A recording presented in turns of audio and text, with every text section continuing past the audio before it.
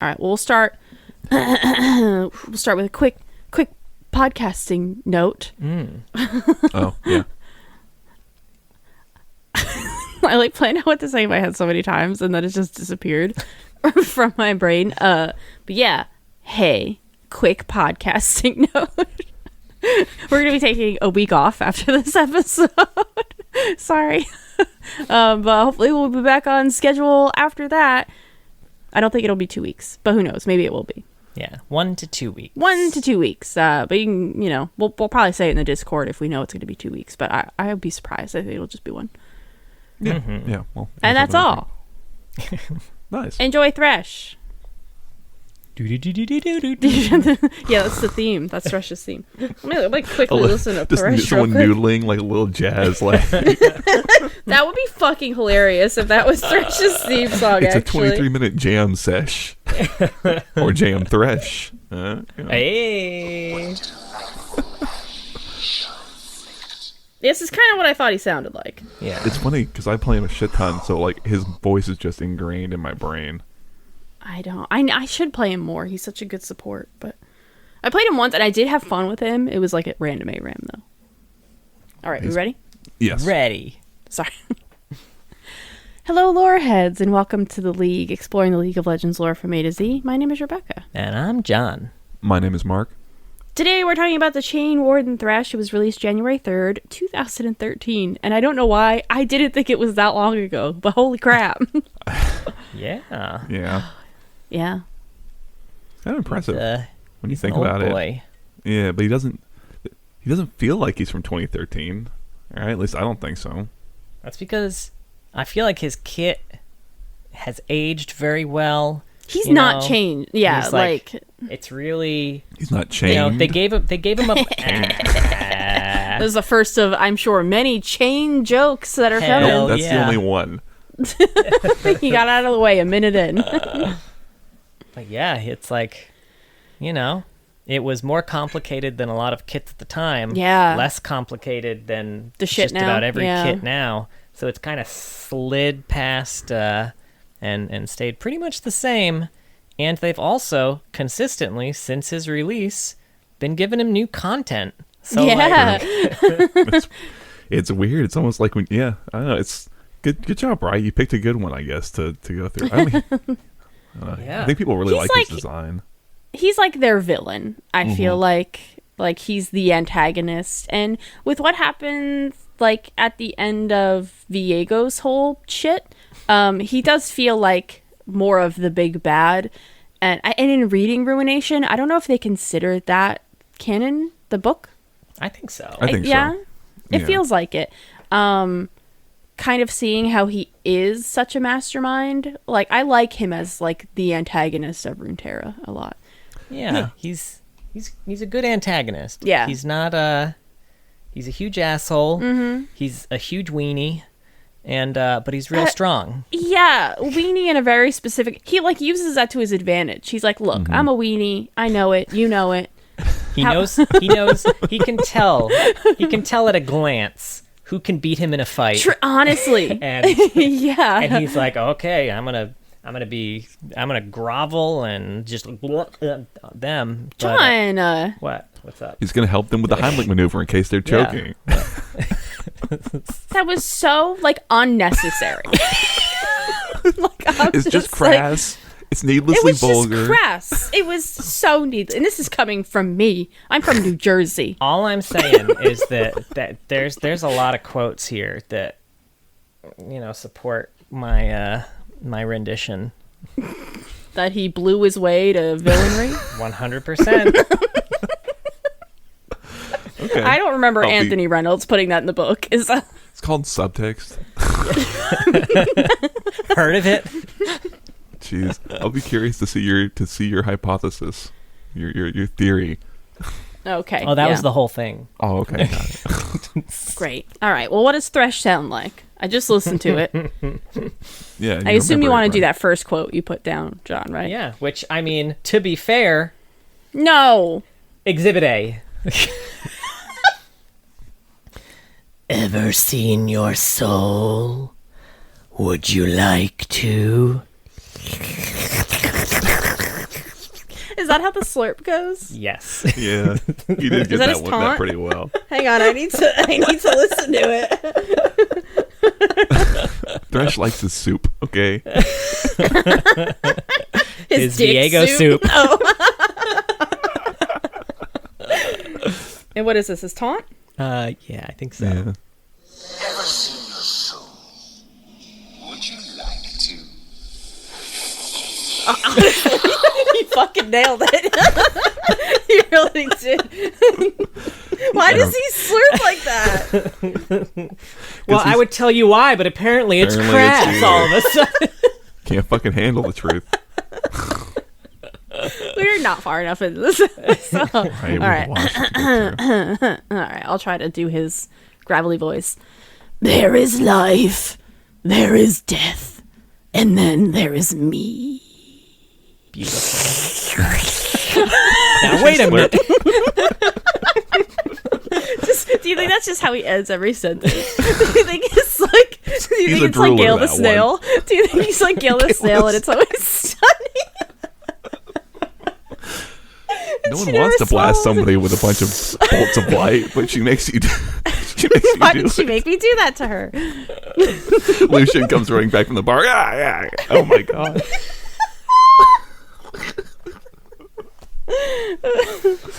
Oh fuck. Okay. I'm picturing him with that high ponytail and like the weird crop top and all like his the chains, look on all his the- face. Dude, the human version doesn't look that far off. Just saying. That's not wrong. He does have the 3 ponytails kind of sitch going on up there.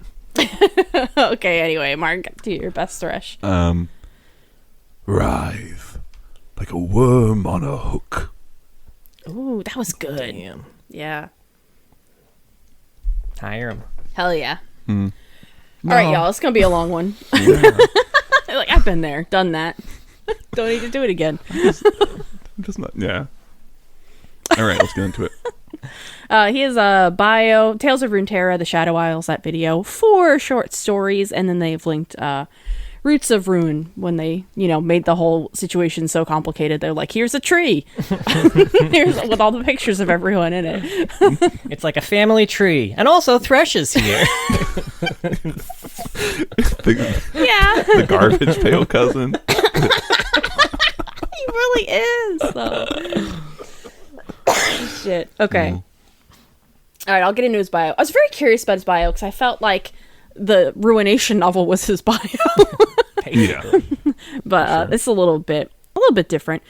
Thresh was a normal, troubled man in the Blessed Isles. He was part of an order that gathered and protected arcane knowledge. Do we remember what they were called? I imagine they were called something in the book, but I don't remember. It's okay. Because they don't say in the bio, but...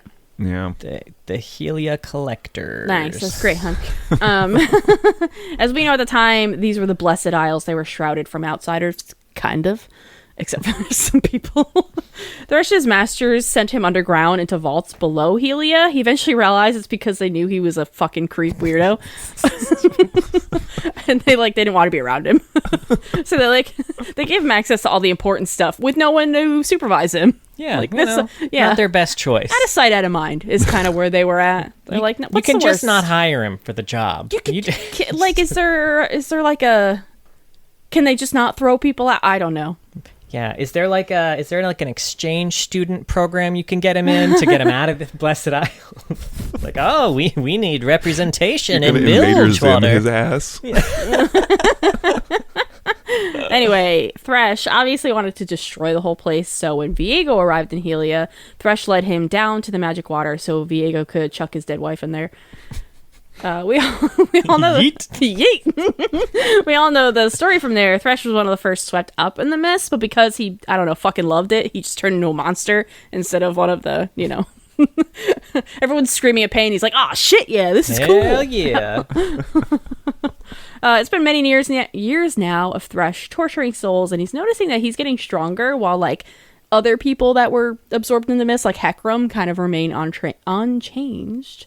The bio ends with a little bit about how Senna escaped his lantern with Lucian's help, and he's like, they're kind of cool. Those kids. I love I love the way the bio ends. It's like, did Thresh jump in and write this last sentence? He really did. It's like because the way this is like, he was amused by it, so he let them go and shit just to see what He would let them have happen. this trivial victory. Fucking Yeah, cope, yeah. dude. Okay. Just take the fucking L. Yeah, that's the Thresh bio. Yeah. It's I was curious if like how many changes they would have made to it with kind of like his arc continuing. Yeah. But I feel like it hasn't gotten a ton of changes. No, I mean, are you talking about like compared to the old bio? Yeah. Yeah, I mean, Like I think after the Ruination stuff happened. Or Yeah. the Rise of the Sentinels happened, yeah.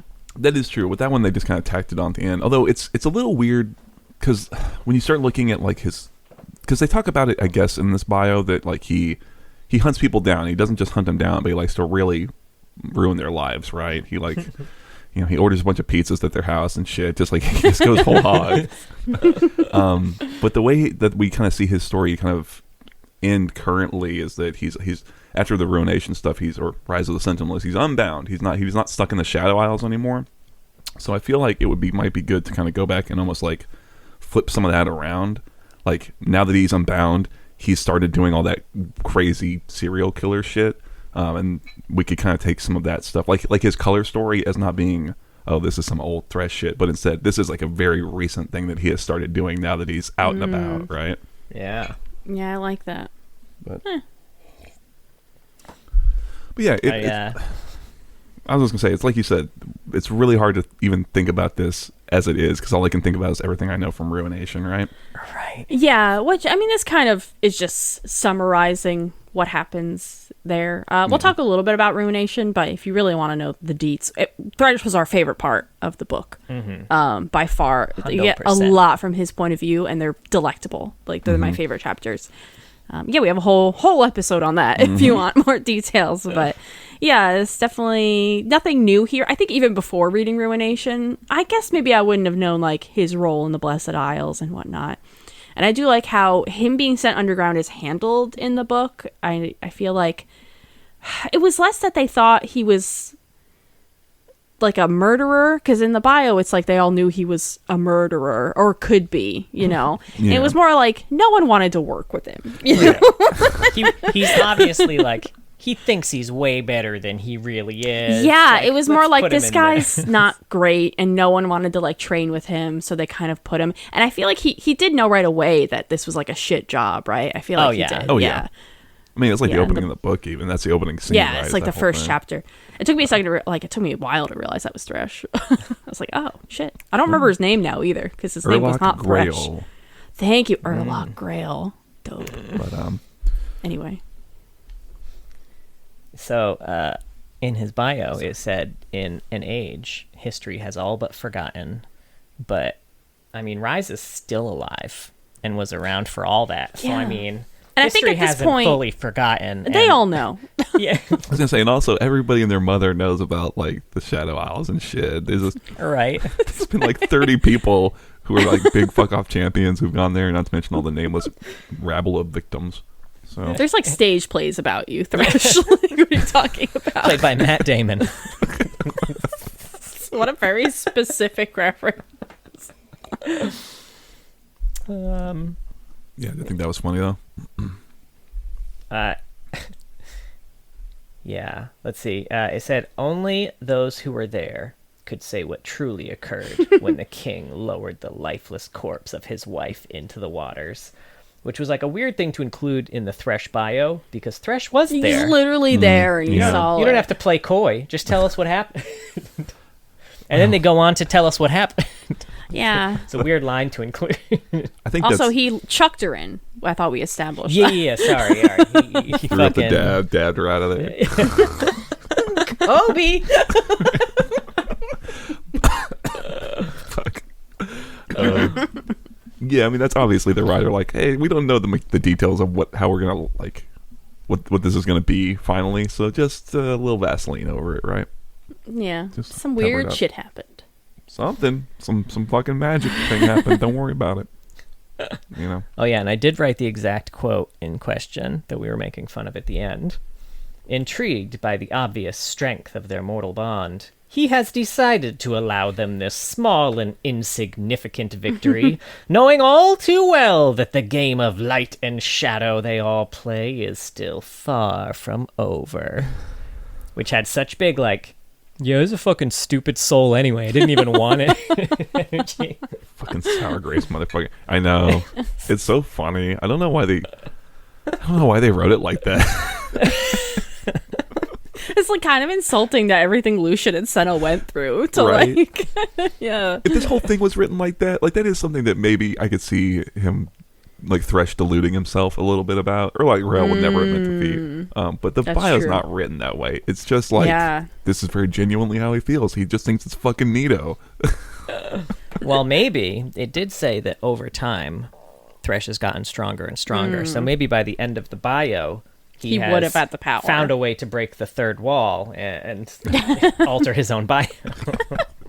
God. Not the third wall, not the fourth one. We're just gonna do the third.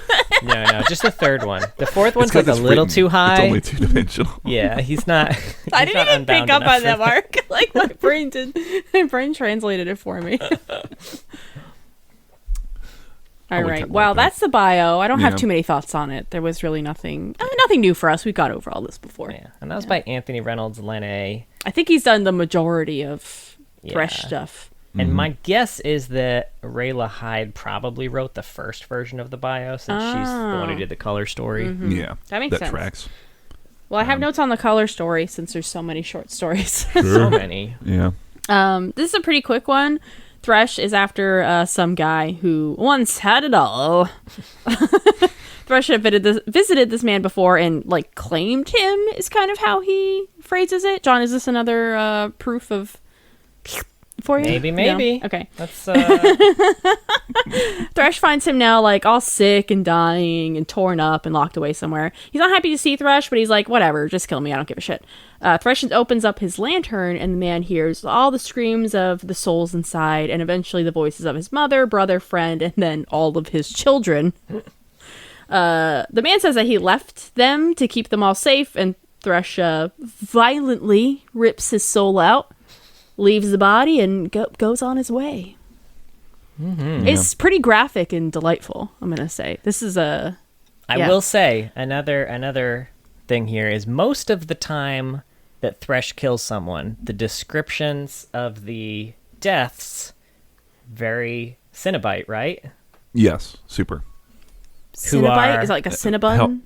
A virtual They're just so Cinnabun? sweet. Virtual. Those Hellraiser villains Oh Yeah, my like god, I pinheads forgot and- that's what they were and called. crew. who I have Very- not seen that in so long. very sexual undertones I mean, that There are is very sexual undertones. that or is overtones, true. I guess.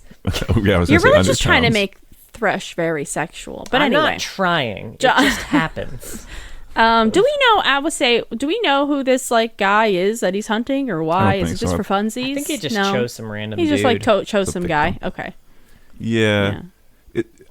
That whole idea of Thresh like hunting people and stuff like that is, I think a lot of that is kind of stuff that was stuck around from his old lore. It kind of felt like, because it feels a little, I don't want to say weird. It's very like demon type shit to do. That's a very Evelyn or Yeah. whatever thing to do. Yes. It's under where he's at right now for sure. It seems like something that he would have done after turning into like a specter originally, being like, hey, I can do all this cool shit now. I'm gonna use this to punish or like torture this person specifically. But like now he's kind of a big deal.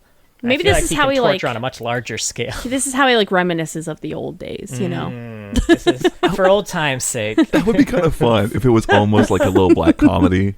It's like, oh, it's been so long God. since I've been out in the field. I'll dust off the old chain. And, I'm just gonna hunt George for 10 years. For no reason. George. Yeah.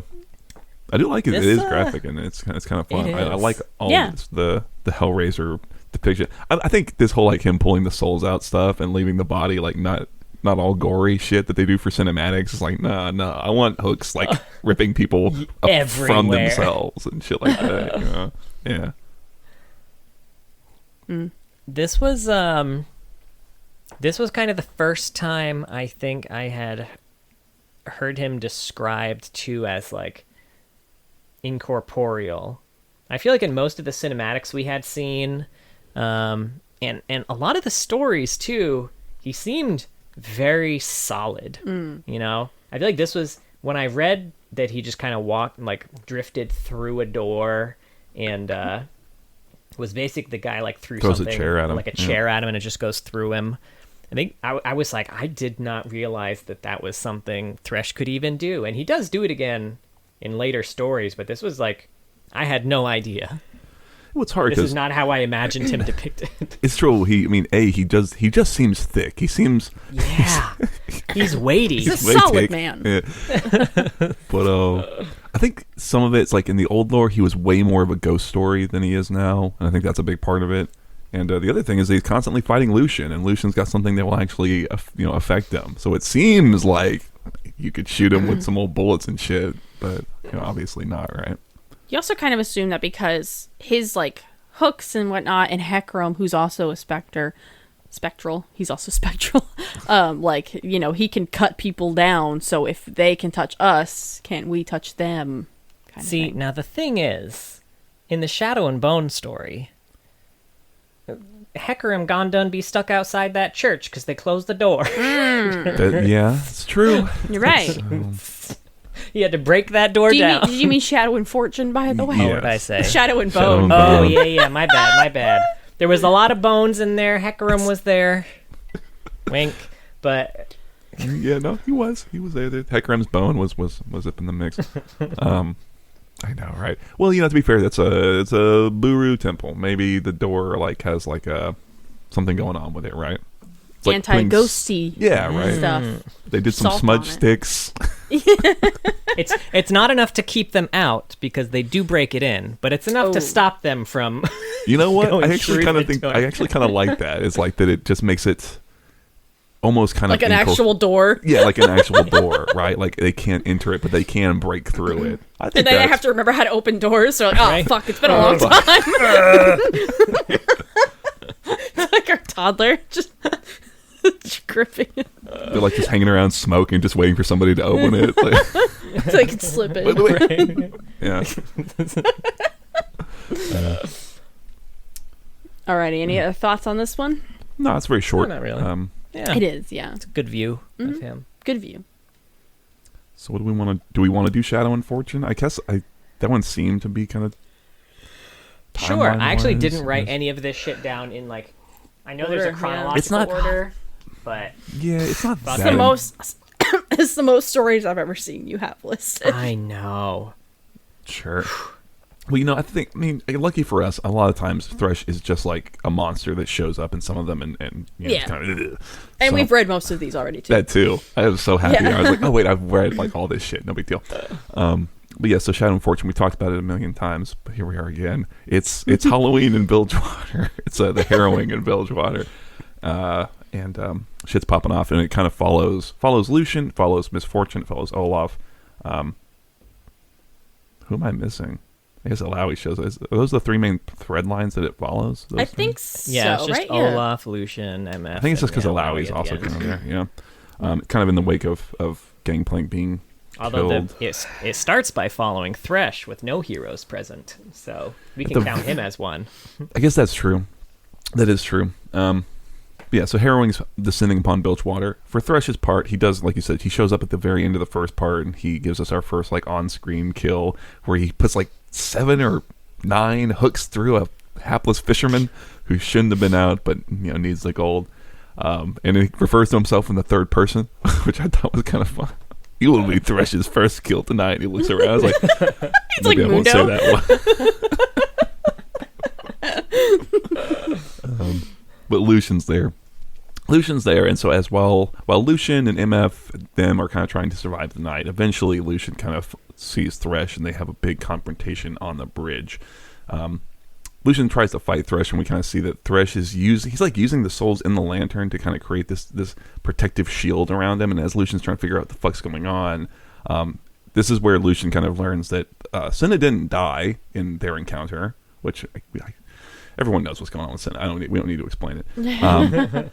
But that in fact she is trapped, and this is a big reveal for Lucian. And as Thresh is sort of getting ready to kind of take the final plunge, Senna kind of reaches out to Lucian and he stabs Thresh in the knee with a silver awl, and it kind of gives him the gumption to like the shield goes down and Lucian starts lighting up Thresh with gunfire, and Thresh he falls off the bridge just like on this burning heap of ghost.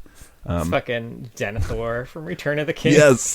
I'm sure you said the exact same thing in the Lucian episode, but it's still exactly what I picture. Mouth full of tomatoes.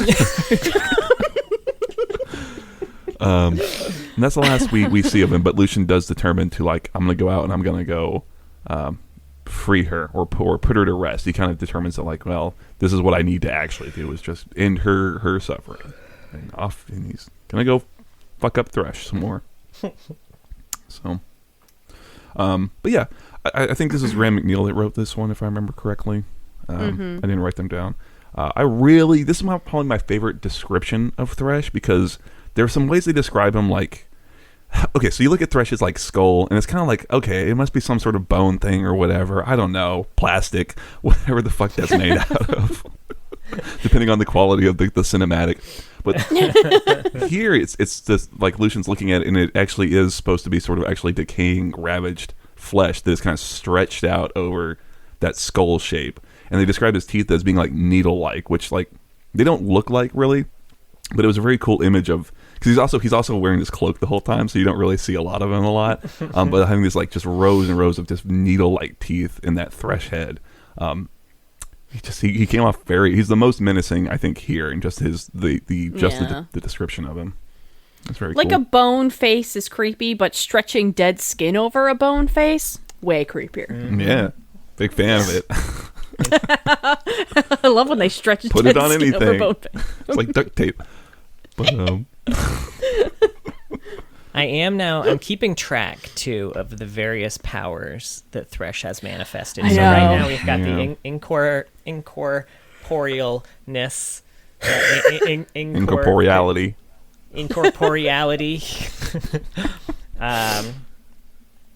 We've got the manifesting chains. That is, we have using souls to block light magic. Yeah, Which, ghost for the shield. record, is something that Thresh says he learned from Senna. Yeah. Or he Pulled it out of her mind. Yeah. Or maybe she knew enough about the guns that he could kind of reverse engineer a little shield. I don't know. Which, something I was curious about was, they said after he kind of stabbed Thresh, it gave the souls in the lantern the power to damage him too. So they started attacking him, and then the reason why Lucian was able to then, light him up is because when Thresh tried to call the souls out to block again, the souls were just nah, brah. Fuck you, man. Don't feel like it. I want to learn more about that. It's a bunch of little ghosts are slapping him in the face. These just tiny little hands, fuck you, fuck you, fuck you. Yeah, sure. The thing is that doesn't really happen again. It seems like it's just a little momentary lapse, and then he's like, "Okay, everybody, you had your fun. Party's over. Everybody back in the fucking lantern." I don't know. Yeah, we do have a few different writers for Thresh. A lot of it is Anthony Reynolds, but not all of it. So they definitely feel like they had the freedom to kind of translate his abilities how they wanted to. A little bit. And I don't mind. The only one that I think gives me a little umbrage is in the Redeem story, because it just feels which I guess we'll talk OP about. as fuck. It just feels that's the one that feels the most the writer's well, I need this situation to happen, so Thresh has a big global laser or some shit. I don't know. Yeah. Global laser. Whatever he's got. But yeah, this one's pretty cool. I like his kill at the start. It is very nice and gory. He's putting guts through guys' throat and their guts and their belly button and just all sorts of fun stuff. Tickles him. Yeah. Sick fuck. Fuck, just with kill his me. innards. All right, moving on. Sure. What do you want to do next? I wrote Homebound Sure. as the next one. Wait, which one's Homebound?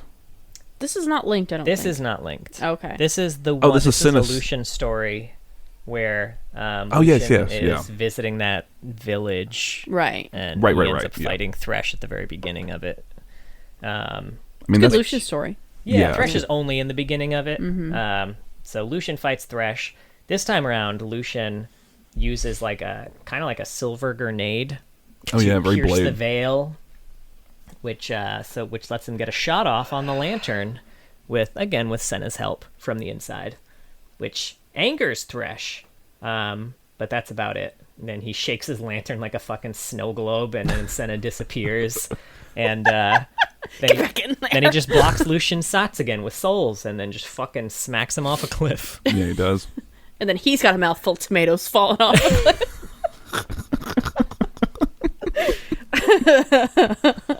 Fuck. I've got Yeah. a real back and forth, those two. Yeah, I don't know. I guess I had forgotten that. I forgot Lucian Thresh and was in this. I didn't forget that. I guess I'd forgotten that like Lucian's plan was something that he and Senna seem to have devised, and there's actually they almost kind of spring a trap on Thresh with her in the lantern. That like they've got this bond going, and they've been sort of like almost preparing for this. So when things happen, that's when she kind of springs it, and he's able to get the shot off. I kind of forgot that, which is kind of neat. That Yeah. they're starting to be an actual thorn in Thresh's side here, even though Lucian still fails. And I guess from what classic Thresh, Lucian. well, I mean, that's what kind of Thresh seems to kind of point out is that, like, you keep fucking up, buddy. Do you want to try again? Do you really think you can do it? So it's kind of, and he starts, like, taunting him about, like, that's what makes her hurt the most, right? Is that every time you come, you fuck up, and all that hope gets dashed again, and it makes it even more fun for me. So I kind of like that. There's some hints that this has been happening kind of repeatedly at this point now. So, And that's like a Thresh special, too. He's just Threshel. Yeah, Threshel. thank you. He does this to Ledros too later on. Yeah. Right? Ledros is just trying the same thing over and over again, and he just gets in his head eventually. And He just likes messing with dudes who are trying to save their ghost ladies. yeah, never pushing too hard, just like flicking a little bit to the point where, like, over time they're like, I'm not God touching damn it, you. maybe I'm he not is touching right. you. He's like some weird psychological cock block or something like that. Like, no one. Right. Exhibit C. Yeah. Let's see. Yeah, I guess then we go we've into got. the cinematics. I don't know if we want to really talk about those here. I guess let's do the stories I guess first. we could do. Yeah, we can save the cinematics. Maybe. Let's see. Maybe Redeemed next, just because it's the shortest. Yeah, I mean, so that's the Cinna story that we talked about, where she's having. She's out of the lantern. Lucian and her are tooling around, and she's one night all of a sudden has this crazy thing happen to her, and she kind of wakes back up, and she's like, "Oh fuck, I'm back in the lantern."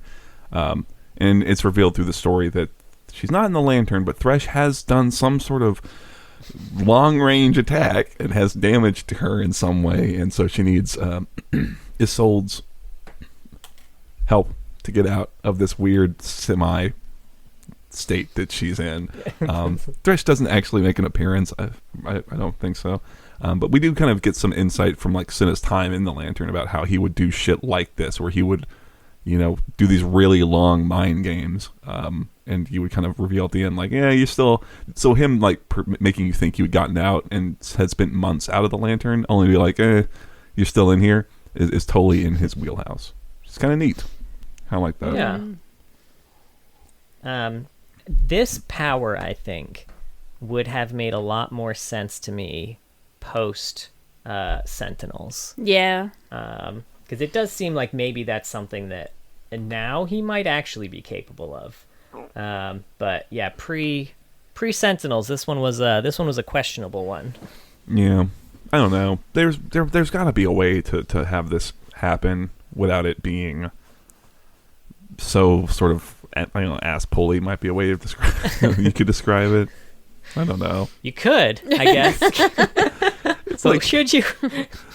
yes, 1,000 times yes. Now you're being crass for no reason. Yeah, that's true. I'm sorry, everybody. Yeah, the mental torture stuff is kind of neat too. I don't know. I'm all about that too. It makes me think of some of like the torture episodes of like Star Trek, where they do weird shit like that to people. And so, it's neat. Yeah. Mark likes torture. You heard it here But first. only when it's Besties psychologically with Thresh. devastating. That basic shit. Yeah. Yeah. And speaking of the interaction with Ledros, then we got Echoes Left Behind. Another Anthony Reynolds Lene one. It's a sad one. It is a sad one. It follows your boy Ledros, because he's kind of reforming after getting killed again, because he's a spirit. And it's like, oh fuck! He wakes up and it's like he's been out drinking. He's like, oh fuck! How long was I out for that time? And as he reforms, Thresh shows up. Really, just like you kind of said, just kind of dig the needle in a little bit, like. Oh yeah, sucks ass, doesn't it, Ledros? And they have a little back and forth where Ledros is like, "Hey, Thresh, this sucks," and Thresh is like, "No, this is fucking awesome. I love this. We're gods." And he's like, "Oh well, maybe you'll get her back. Maybe you'll," because Ledros obviously is trying to get Callista to not be an evil spirit, vengeance lady anymore.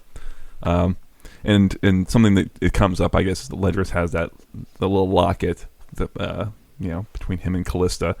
And Thresh is doing it very coy. He's just like kind of toying with it, and it's like, oh no, you can have it back. You can have it back, Ledros. I don't want that shit. Romance, gross. Ew. Anyway, good luck, buddy. And then he kind of just disappears into the mist. Ledros tries to get Callista, and he's trying all these different things, and it doesn't work. He reforms again after what he thought was a really, I figured it out. I finally solved the puzzle. And then he gets killed, and he wakes back up, and he's like, fuck this. I'm out. And he throws the locket, and he kind of determines to abandon it, and I guess instead just try and find a way to just be, I don't know, not even a ghost anymore. Actually, factually dead. And at the end, Thresh kind of scurries out from behind the corner and is like, oh, that fool. He almost, figured it out.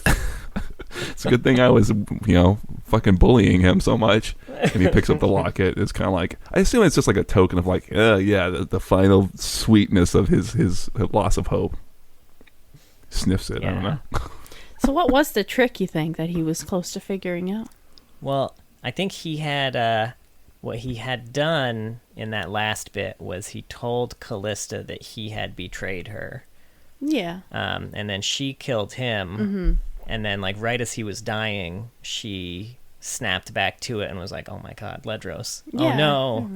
Mm-hmm. Which is the first time he had that, period of clarity.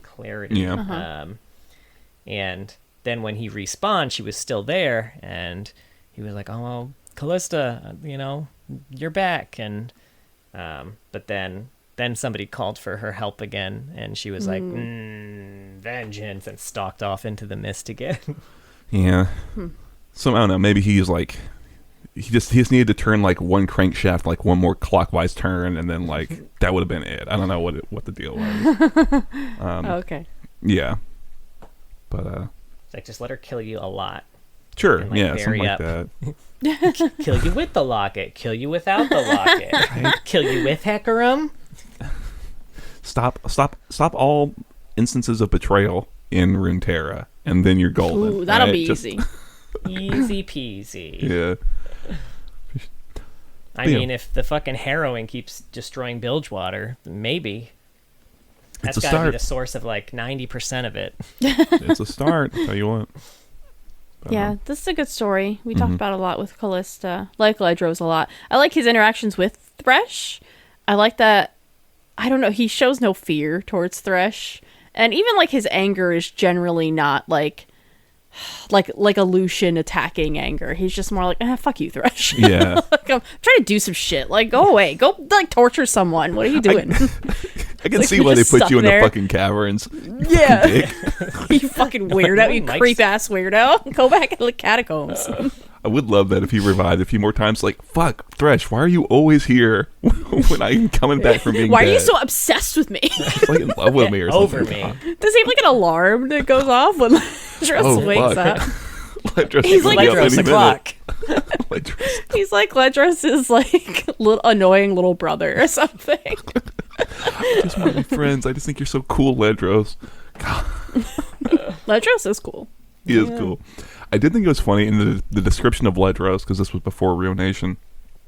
It talks about like how he was a big fucking like badass motherfucker. He was even the king's champion, as if like he didn't kind of get that title sort of weirdly incidentally, and didn't really like doing the job and all that shit. Right. Or didn't really do anything. I guess he did fight a bunch of Iron Order dudes, but it is still funny. So.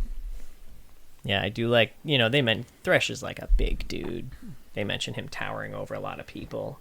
And then they mention Ledros just fucking towering over Thresh. Yeah. And I do like, Thresh, if Thresh thinks he's stronger than you, then he's just so insufferable.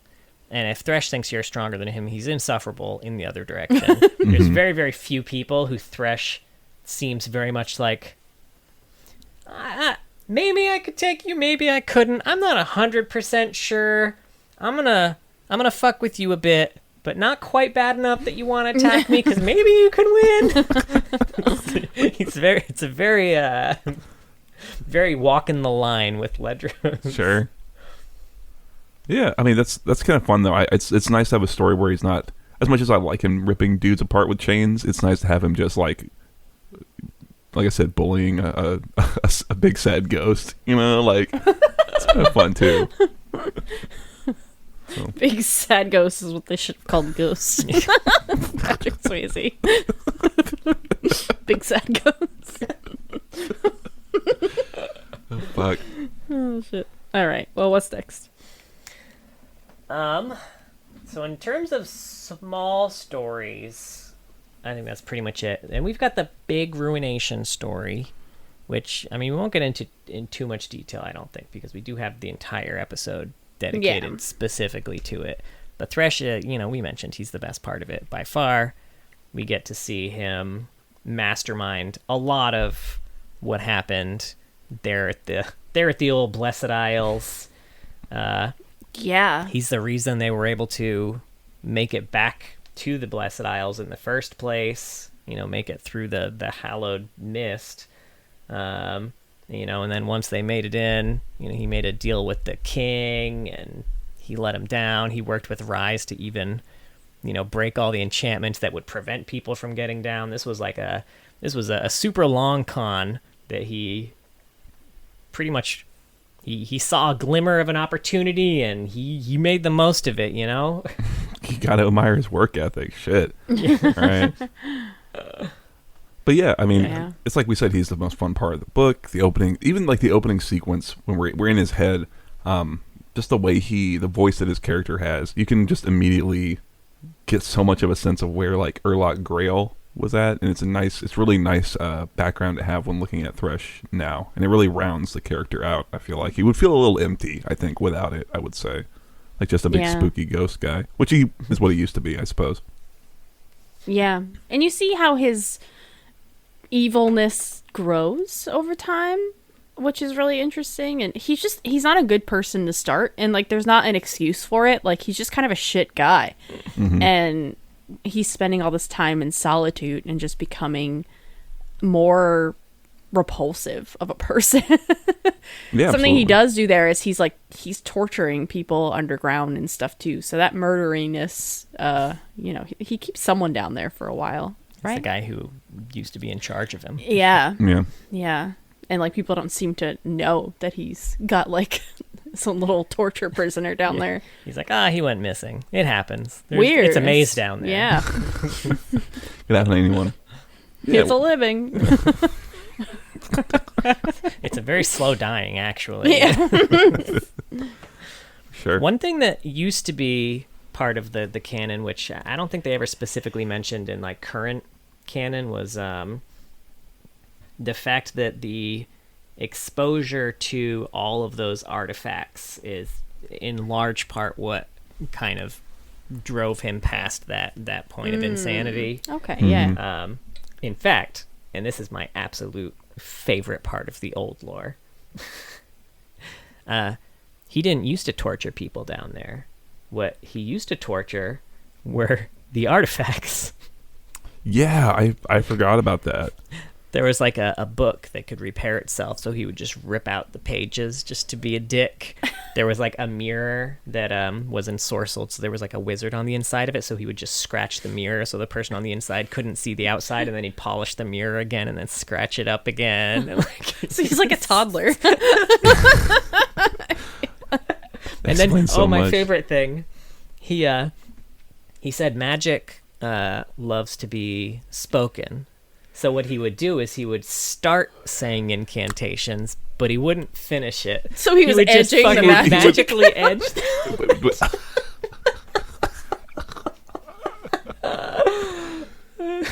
Holy shit. I didn't think we'd be back to edging jokes so fast, but here we are. Oh man. Holy fuck. I forgot all about that. I did not read that old bio, but that, God, I really like that actually, because it's so fucking petty, right? It's like, Right? oh my God, they really should bring that little detail back. I don't know about the edging thing. I'm still kind of fine Yeah, I don't with need it. that. I'm fine with an edging through line and running through the Runeterra storylines, but it's like kicking a dog and shit. Like, especially when no one's around to like do it. That's so on brand for him. Yeah. But yeah, read the book. I know I wasn't the hugest fan, Or but if listen to you're our a big fan of episode. Thresh, check it out. Yeah.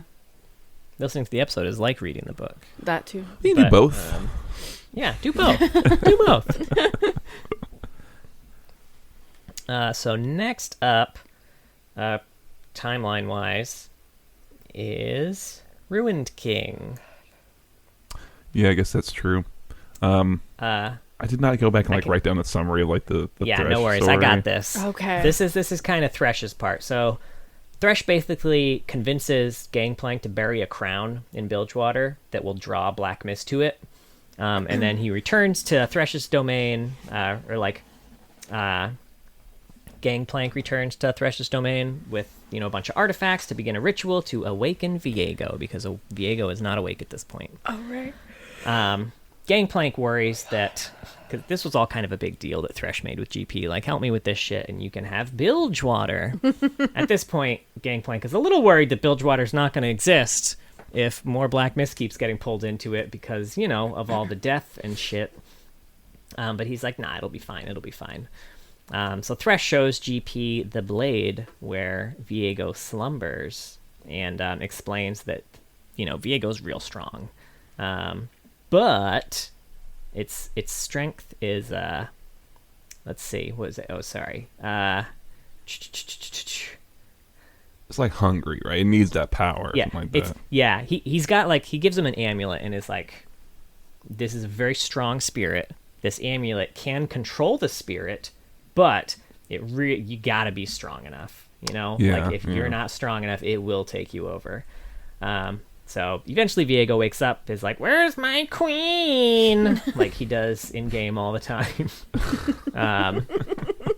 Thresh is like, no, it's cool. Like, gather your strength, chill a little bit. It's He rocks him fine. back to sleep like a baby. Gives him a bottle.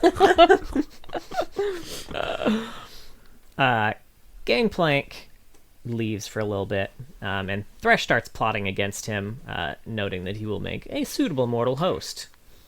He's already kind of planning to be human again. On the Shadow Isles, the adventuring party that you play when you play this game, they find that Gangplank is working with Thresh, and he has blocked their path with walls of black mist, which is something that GP can do now on the Shadow Isles. Great. Gangplank and Thresh check in on Viego just to make sure, is he strong enough? How's this metabolic time chamber working? Gangplank gets impatient, so Viego's uncooperative.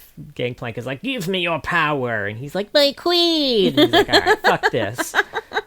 He's really one note.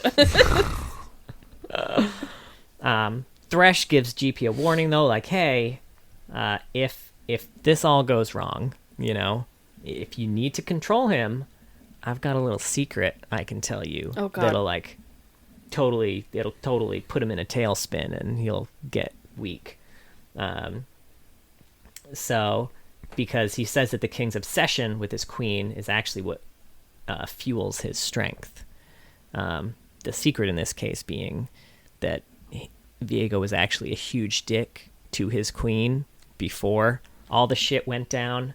So there's like a bunch of memories that he gives Gangplank of Viego just being just an asshole. So he's kind of like invented this story in his head of this fairy tale romance that didn't ever actually exist. He's like, tell him that, and he'll lose his strength. Meanwhile, Necrit, a lucid spirit who exposes the origin of the ruination that transformed the land, also says that GP and Thresh plan to revive the ruined king to unleash a harrowing that would blanket the entire world. Maokai's here too. He helps the group clear the way to Thresh's dungeon, and inside the Library of Agony, which is Thresh's room, his bedroom technically. My God. The champions confront the Chain Warden as he creates a portal to Viego's chamber, but Thresh does manage to escape before they could finish him off, which Alawi does not know, which is why she will be so confused in a later story. Yeah, I skimmed through that story and I was like, what is she talking about? Like, oh, okay. Yeah. Huh. But, Neat. yeah. And I think that story is in between, I think. Ruin King and Rise of the Sentinels, or... Yeah, exactly. Yeah. Yeah, I mean, Thresh is a really big player in that game. It really does help kind of start really pivoting him, or at least at the time, into being that big mastermind, kind of like you said, maybe the actual factual bad guy of Runeterra, you know? It's funny, you're talking about Thresh being like this kind of just unrepentant dick, and there's not like a sympathetic side to him, and it reminds me of kind of how I felt about Gangplank. It's like, he's just a bastard. So I kind of like them being paired up. You're right. Honestly, in the game sense. And I love, too, that Gangplank he's so small scale in comparison. Like, GP is just like, I need all of this power of this great ruined king to finally rule Bilgewater. And meanwhile, Thresh is bringing him back just to, like, siphon off power so he can basically just take over the fucking world. Like, It's true. It's true. GP's just small potatoes. Well, that's what's Or, kind of... I guess, minnow, to be a more Bilgewater idiom. I thought you were going to say he's just like little mandarin oranges or something like that, but that's fine. Yeah, that too. We're getting dangerously close to ball jokes. As always. Yeah. But yeah, play the game. Also, a lot of fun. Thresh boss fight, Yeah. pretty fun. That was a good one. Those boss fights were fun. Yeah, I guess to jump on to Will of the Dead, so this is post-Ruined King game. Alawi basically just mentions that she and her friends managed to kill Thresh on the Shadow Isles. We also find out that someone in this story was given a relic that could give you control of souls. He's like, oh yeah, I got this, and he's using it to basically reanimate dead people to fight for him. He's like, oh yeah, Thresh gave this to me. She's like, fucking what?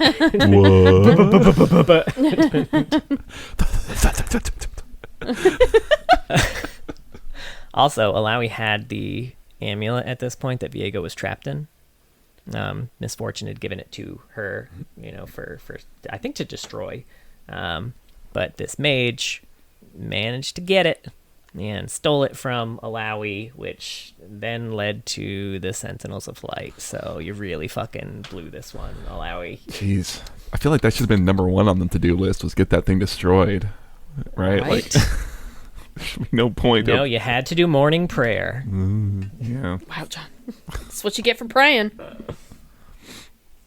One thing I'll say about the game that I forgot to mention is that you, like you said, you go into Thresh's bedroom, but you also run into a bunch of the souls that he has trapped in his lantern, and that's where they also kind of let in that, like, oh yeah, he doesn't do anything so crude as like actual physical torture, but he does all like this completely mental destruction type stuff, which is, again, it's kind of a neat thing to reinforce through those voices. Yeah. What's Thresh's bedroom like? Does he have a bed? Does he sleep? Does he have a KDA poster in there? I'm just trying to All of the above. He's more Oh, hell yeah. The KDA poster is He's a above. true damage man, okay? Let's get that straight. He could like both. He's a big fan of Akali. Yeah, that's the thing. Any project she's a part of. Yeah. All right, anyway. Which is weird because you do fight Ari in this. It seems like he would have a conflict. Akali, I said. I know. Oh, right. That's a different Ari. Yeah. Yeah. Come on. Yeah. Man. Yeah. Keep it together. Pop Starry. Yeah. Rise of the Sentinel. I would rather talk about Rise of the Sentinels right now and acknowledge that. In the Shadow Isles. I'm just going to cover all the Thresh parts of this story. Great. Still a whole page. It is a whole page. Right. In the Shadow Isles, Thresh offers his services to Viego. Viego rejects him because he no longer trusts Thresh because Thresh let Senna escape. Which didn't seem, for Thresh, probably didn't seem like a big deal. But, Senna has a piece of Isolde's soul in it, and it's like the one piece that Viego can't get. He's like, God damn, you had it in your fucking lantern. You let it go. You stopped Senna on the way out, right? You got the Federo, right? Yeah. Oh, see, the What? thing is, I thought that her bond with Lucian was really amusing, so I just kind of let her go or something. It's fucking hilarious, dude. Check this out. They love each other. Look at this. I bet they're gonna kiss. It's so funny, right? Gross, isn't it gross? Right? You don't want to try it, do you, Viego? Yeah. No, me neither. How would that even work? I mean, like, Just mash the skull into his hot cross buns. it's like making two action figures kiss. Just, oh, fuck, Just man. like clicking sounds. Shit. All right. Anyway, so Viego's got a new ally now, Bex. She comes back from spreading the black mist across Runeterra and is eager to see the world plunged into darkness. So, that's his new minion of choice. Elsewhere on the Isles, Thresh begins to just absorb the black mist because there's a lot of it, and he's like, I'm just going to eat some of this. And then he plans his next move. He also eavesdrops on Viego, trying to convince Vex to stay. At this point, Vex has heard from the Sentinels that maybe Viego's doing this for love and not just to be a dick. And Vex was in it when he was just being a dick, but she's not in it for the love. So she threatens to leave, but Viego's like, no, come back. And Thresh is like, man, does he even have a part for me in his big plan? He's forgotten about me. He starts singing some song, like Disney song I about. was just gonna say. Oh my god. He's let me off my chain. Yeah. I throw the lantern and it's snubbed away. We got this one. Who's the warden of my heart? The king who's been ruined. I couldn't think of anything that rhymed with heart. That wasn't heart. You know what? It's No, you Rise of can the use fart Sentinels. even in Broadway. It's fine. That's Oh, true. that's true. It's- The king who's been ruined by Olaf's farts. Nailed it. Thank you. So later on, Lucian is venting to Rengar and Rookie about his desire to protect Senna, and Thresh appears and offers a deal to the group. Still so bad about it. He will trade them crucial information that can defeat Viego in exchange for a fetter. So despite their bitter history, Lucian follows him to a temple to hear him out, where Thresh exploits Lucian's desire to protect Senna and makes him retrieve a jade mask from the temple. Then Thresh illuminates ancient reliefs within the temple that tell the story of an old harrowing, which reveals that there's a powerful weapon at the Sentinel base in Shurima, which is a gun that can revive fallen allies. Thresh is like, fucking bullshit! Give me back that mask. This is... But Thresh is gone at this point. Oddly enough, though, Thresh really did make good on his deal here, because that weapon absolutely did exist, and it was the key to defeating Viego, so... Yeah. I mean... That was his plan all along? It was, and, it's, yeah, I mean... So, let's see. So he goes back to Viego and was like, hey, I got a fetter for you. Can we be friends? That's your Viego voice, honey. It is. Yeah, sorry. He's trying to sound like him. He's trying to My appease queen! So Viego's like, yeah, sure, but don't fail me again. I'm gonna give your soul the suck. Which is a direct quote.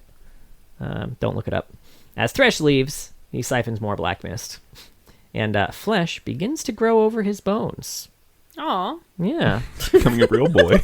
he's becoming a real boy after all. Finally. Geppetto! Finally, after the big showdown with Viego, the group returns to the Shadow Isles and sees that those who were corrupted have returned to normal. They also notice that the Isles suspiciously remain plagued by the Black Mist. Then Rengar warns them of an approaching presence, something more powerful than anything he has ever sensed before. Sure. This turns out to be a newly corporeal Thresh, who reveals he's been siphoning the excess mist Viego was wasting and is now unbound from the Isles. He basically tells the whole group about the bargain that Lucian made, which is a real dick move, and demands retribution for Senna's soul for escaping the Lantern. So he says, give me one soul to make up for losing Senna, or if you don't want to do that, I could also just kill all of you and then just take all your souls. So, you as the main character rookie... Well, originally Lucian, I think, actually offers, but you're like, no, I got this, Lucian. It's fine. Actually, first all the Sentinels try to fight Thresh, and they get fucking rocked. Thresh is crazy. He powerful literally now. throws rocks at them. Yes, just so many fucking every rocks. Single one of them under rocks. So right before Thresh harvests your soul, you activate a Wayfinder at the last second, transport everyone back to headquarters. And then with Viego defeated, the new Sentinels return to their old lives. Akshan heads back to Shurima. And then Vayne decides to remain with the Sentinels to represent them in Demacia. And all the rest of them are like, well, we gotta stop Thresh. So let's go do that. And then nearby, Thresh is super excited to start harvesting more souls free from the Shadow Isles. Bwah, bwah, bwah. Although his first stop is a place he's been like 1,000,000 times before. So it's not super easy. You just go straight back to Bilgewater. It's like the one place you've been. Well, it's new. He's a little uncomfortable. It's like you go to where you're comfortable, right? First, Yeah. you got your big glow up, but you don't want to it's like You gotta test the waters. yeah, test the first, waters, right? Yeah. Those are all the starring ones. He's mentioned in a few. Yeah. So Steadfast Heart, which was a comic actually, we just see a lot of things we've already seen. Lucian losing Senna, Lucian saving Senna, but in comic form instead of story form or cinematic or comic form instead of cinematic form. So less good. When he's one-on-one with Viego, we get to see how easily he is. He knows Viego can wreck him, so he's all like, my liege, this, and like, please spare me, that. Which he says a lot. He gets in a lot of trouble in this comic. Viego really wants to kill him. He's getting chewed out. Yeah. And then after the final showdown in the comic, Thresh just kind of hides behind the throne, just kind of like giggling and talking about he's the real victor, while also being too afraid to pop out and actually attack them like he did in the visual novel. They'll never see me here. I feel like in this version he's not actually the real victor or getting any stronger. He just thinks that he has. Right? He's very yeah. Very Vigor. I'll steal all their balloons. Yeah, I suppose that's true. Let's see. So he shows up in No One Lives by Graham McNeil. So after Hecarim murders a bunch of folks, Hecarim just mentions, I have no interest in enslaving these souls. That's the type of petty shit that Thresh does. Petty. Petty fucking he immediately so funny. materializes. Are you fucking kidding me, dude? Yeah. Look at these souls. Look at them. Look, I gotta go because Ledros is about to revive, but when I'm done... I gotta go make fun of him about his girlfriend. Hecarim's like, oh, okay, yeah, you can go do that. That's fine. Yeah. Give him one for me. Yeah. It just made me think of Parks and Rec. And Ben was like, could a depressed person make this?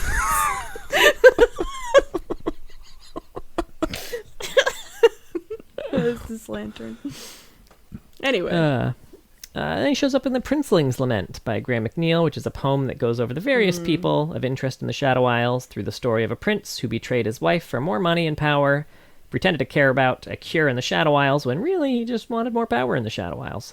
In the end, Callista kills him for, all the betraying he did. And then Thresh claims his soul. Like the petty guy that he is. The petty guy. He shows up in The Purifier, obviously, which is the Lucian bio. Lucian and Senna encounter Thresh in a forgotten vault. And Senna's like, hey, Lucian, we should retreat. And Lucian's like, fuck off, I'm going in. And then gets hard outplayed. And then Senna has to, sacrifice herself to save him. Classic Life of a support, am I right? And we got the Redeemer, which is the same, but she gets to visit the inside of the lamp. And she pulls all the dark mist into herself and frees the souls who are held captive by it. So that's something that can happen inside Thresh's lantern. Sure. We got Voices of the Dead, which is the Senna Lucian action piece. Lucian has a quick flashback to how he lost Senna to Thresh. And then finally... We know! We get it! And then there's the Will of the Dead, which we talked about. But,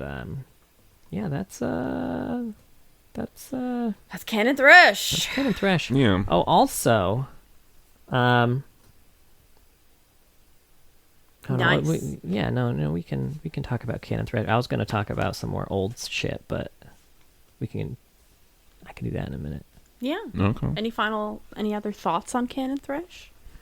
I'm curious to see what they're going to do with him next, I guess. But he's been such a focus for a while. I feel like they're going to Let him cool his heels. Yeah. Yeah. They can't actually do anything with him. He's now evolved That's to true, the point of like- big bad. Like all the other big bads, He just they has have to- just pretend they don't They exist. edge all the big bads as well.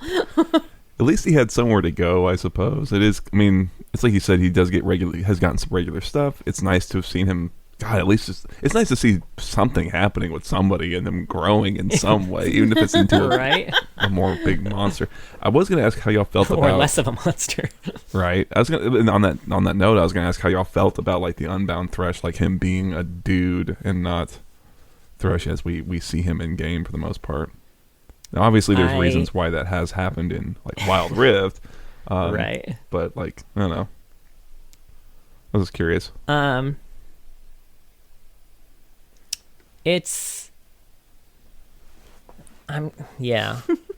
definitely seems like it was just a Wild Rift thing. Like, I feel like Thresh's personality, I don't know, I don't feel like he would have chosen necessarily that form. Yeah. I feel like he was really digging his classic.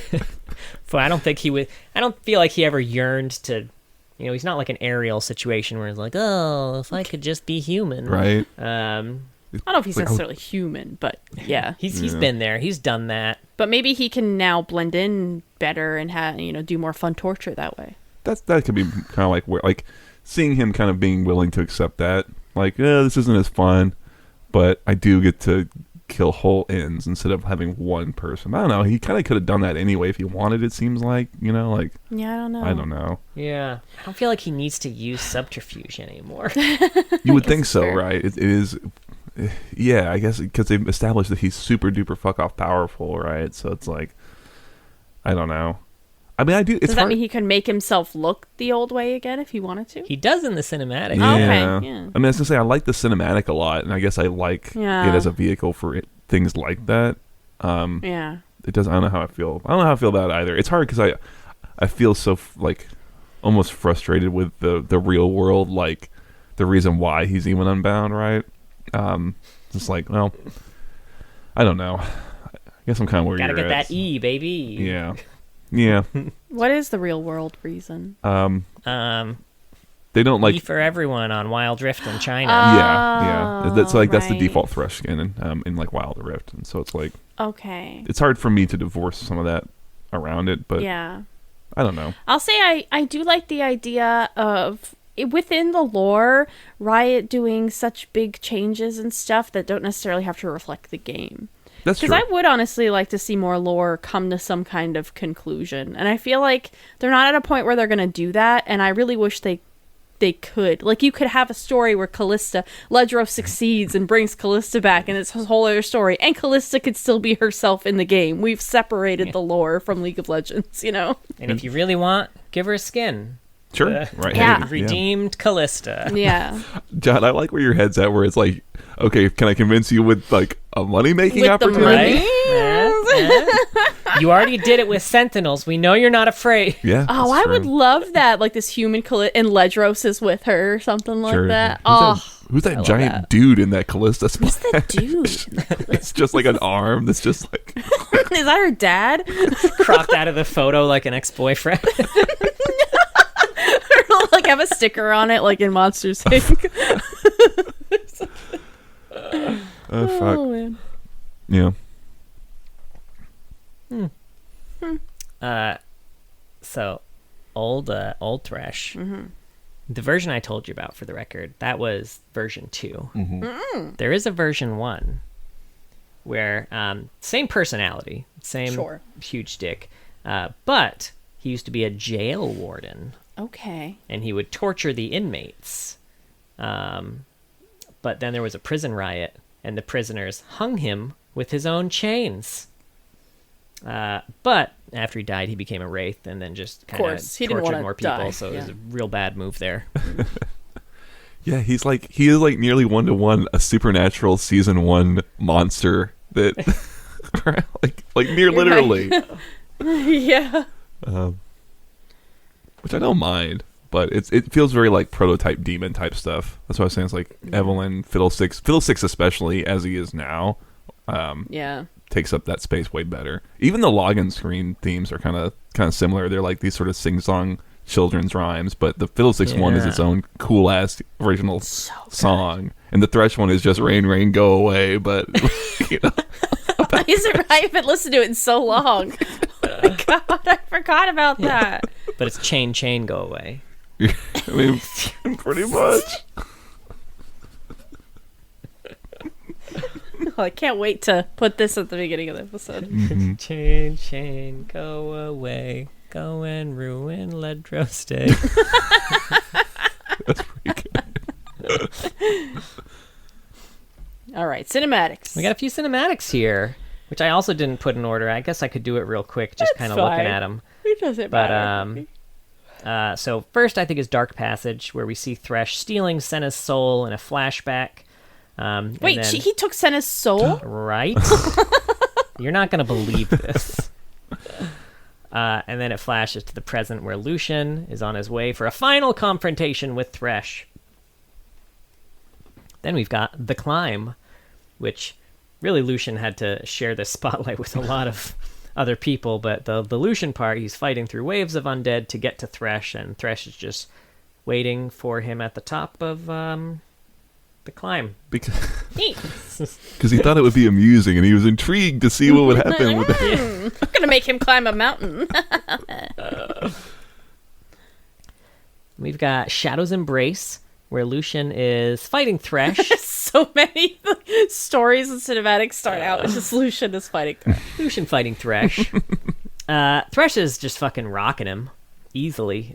Breaks one of his guns, but then before taking his soul, Lucian stabs the lantern with one of the relic stones and frees all the souls temporarily, including Senna. Thresh tries to hit Lucian from behind with his hook, which is dick move. That's Thresh for Fucking you. Thresh. Wouldn't dare. Hook a man from behind. Senna blocks the shot, and then the shot goes through and hits Thresh too, and kind of fucking knocks him away. So he does a tactical retreat, but not because he needed to. No, he Because just he thought it wanted was to. really funny that Senna got out. It was really fucking funny, guys. Diego's gonna love this. He's gonna. I can't wait We're to both tell gonna him laugh later. about this later. Diego, guess what happened today? Gonna- You're not gonna believe it. You're gonna laugh. I see the corners of your mouth twitching.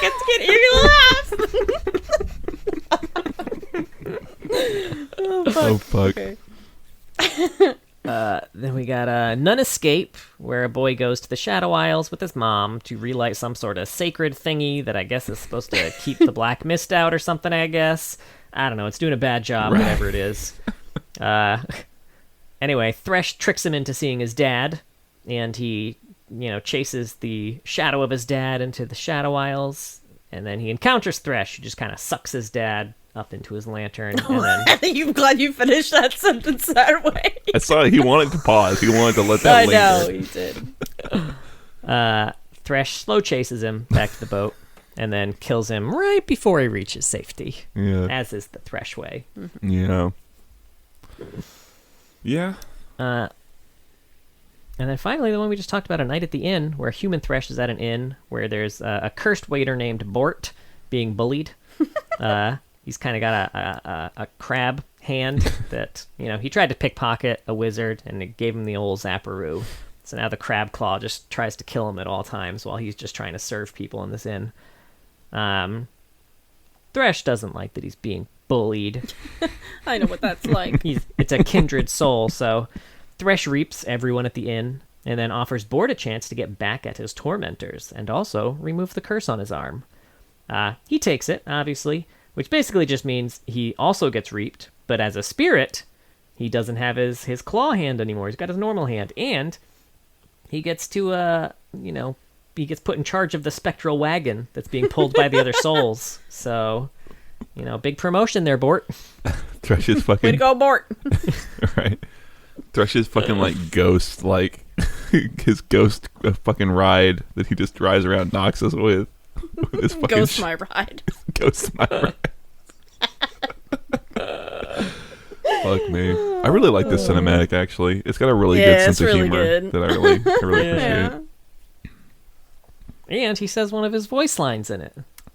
It says at least one. I thought he said maybe a couple, but Oh, he might say a Oh. couple. I think it's, Is it the slurping one? Or? It is the slurp. he does get soup, but he doesn't slurp He it. orders. Yeah, I was gonna say he orders soup, Of course he does.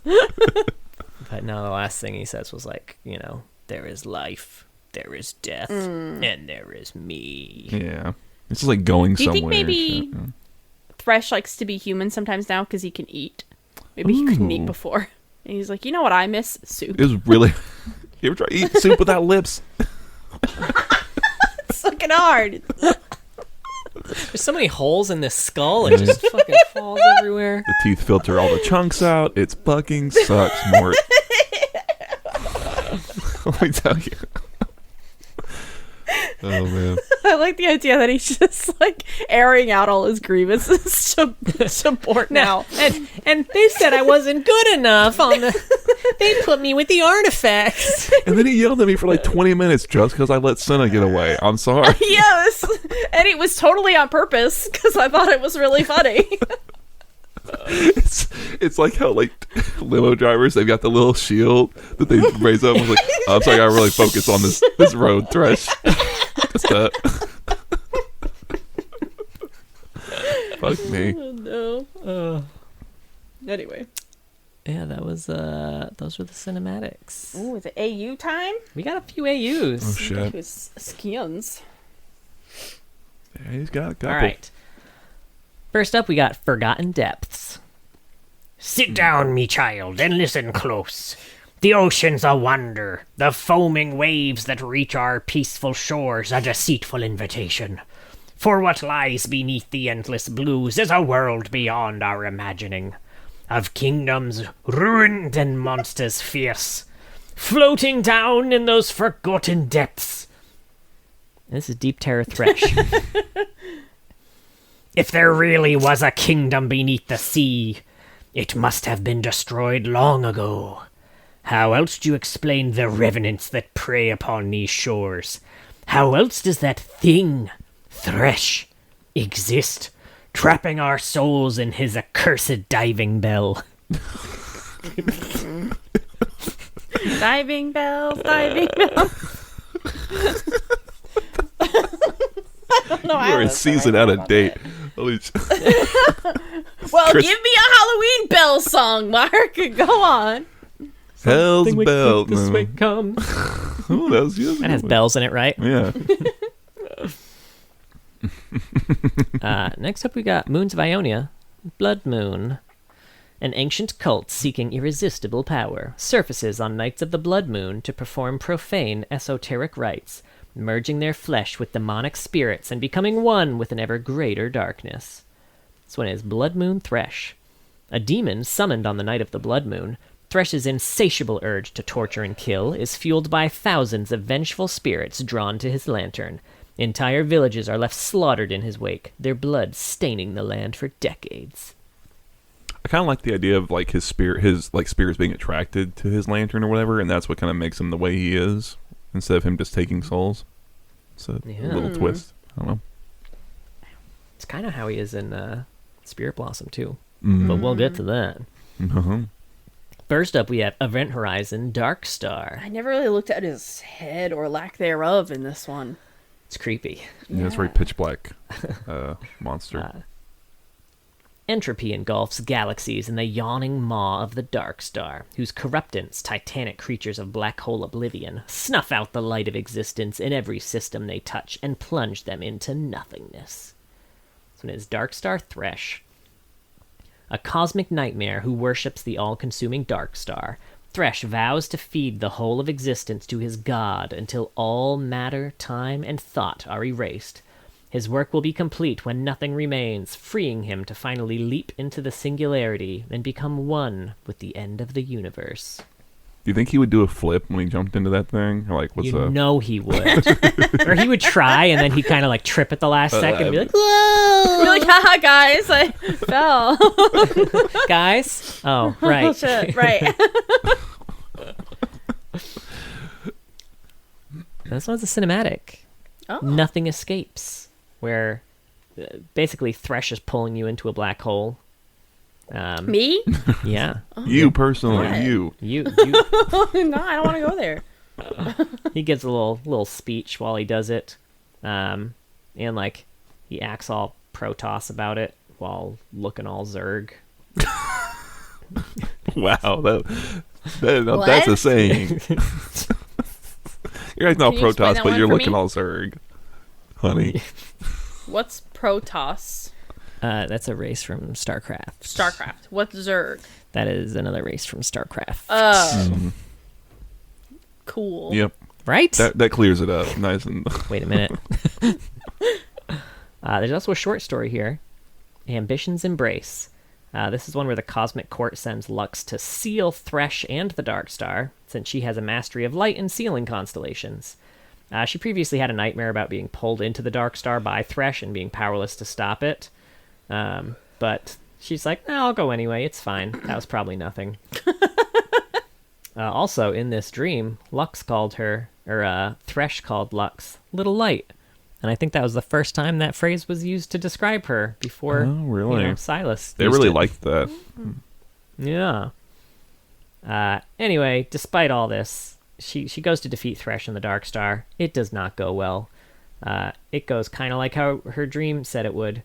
But then a voice shows her that the court was always scared of her and her potential. And it showed her that light was a cage holding in the seed of darkness that would make her unstoppable. And she kind of is at first was like, is this Thresh's voice?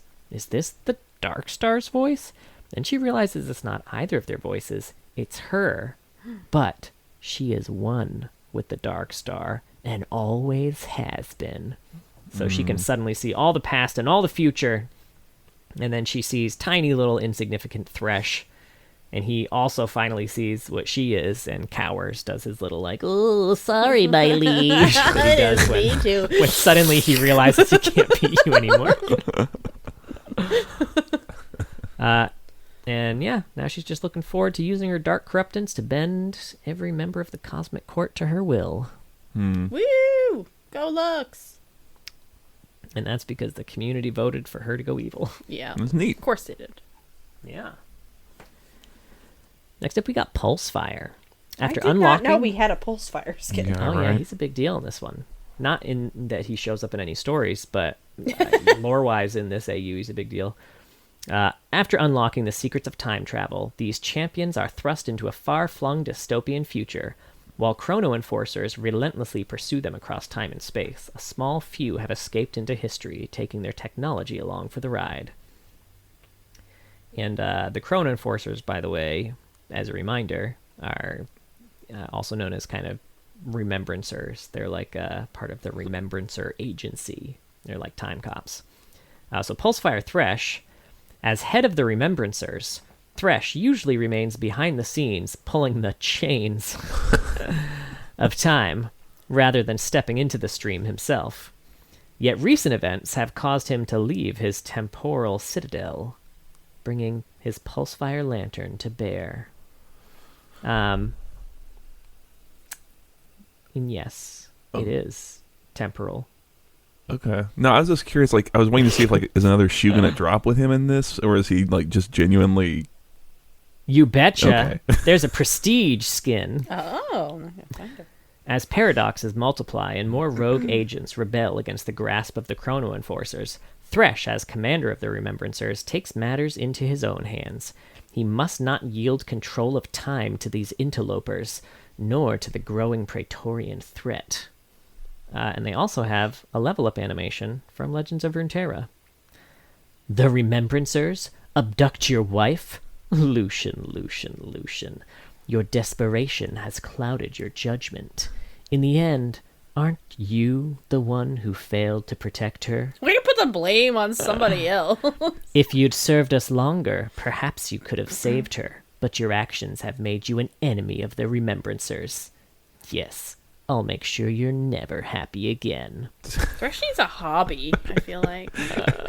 He's like trying to do some like synth shit. And he's like, ooh, I think you'll remember. He pulls out his little stopwatch. I think you'll remember that you.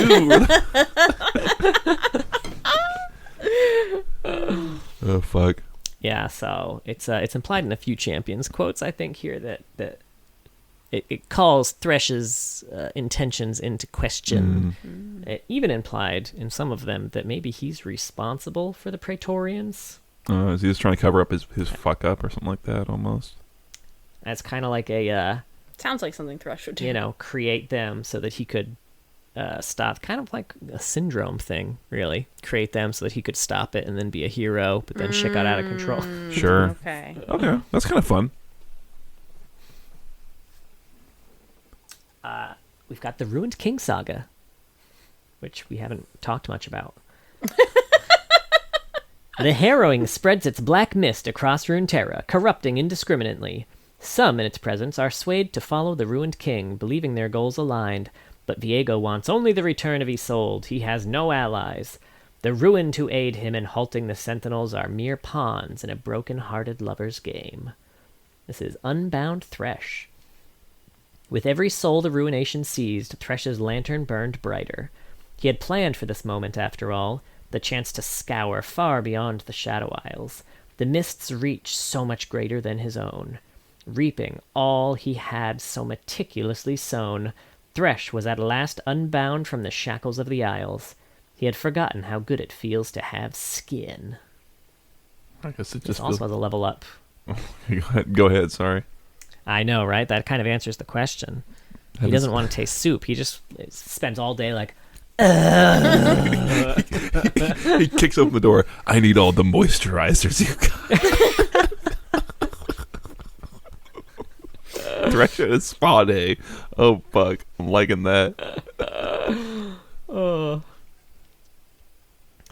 let's see. As the mist spread, Thresh awakened a previously untapped well of energy and, bolstered by the black mist, reclaimed power he thought long lost among the Blessed Isles. He sees soul after soul, relishing their agony. Each one was reduced to a mere glowing fleck within his lantern, yet it shone brightly. Shone bright like a diamond. I can't stand his abs in this. Sorry. The glow behind the abs is so fucking funny. Like, why are they glowing? He's supposed to be like a person now. I mean, I imagine that, like, he's got the power to create his own, because he can kind of shift back and forth. So he definitely did not have those abs in life, right? Like, Absolutely not. 100%. He did not work out. No. And starve himself enough to have abs, because that's really how you get your abs to show. Yeah, although he may have done that. He might have, yeah. Yeah, he definitely just gave himself those own abs. And the fact that there's light behind him, too, also leads me to believe that there aren't actually... They're basically the equivalent of painted-on abs. They're just backlit to look like abs. Now that you say that, they do look a little bit like in It's Always Sunny when they paint the abs on themselves in the wrestling episode. So you're right. Those are not real abs. It's a trick of the mind. Now we got 4 beasts, which are dragonmancers as part of. Majestic dragons dwell in remote places of wild beauty, avoiding mortal affairs outside of rarely bestowing their gifts on only a select few. The dragonmancers are those fortunate and powerful enough to have gained the ultimate blessing.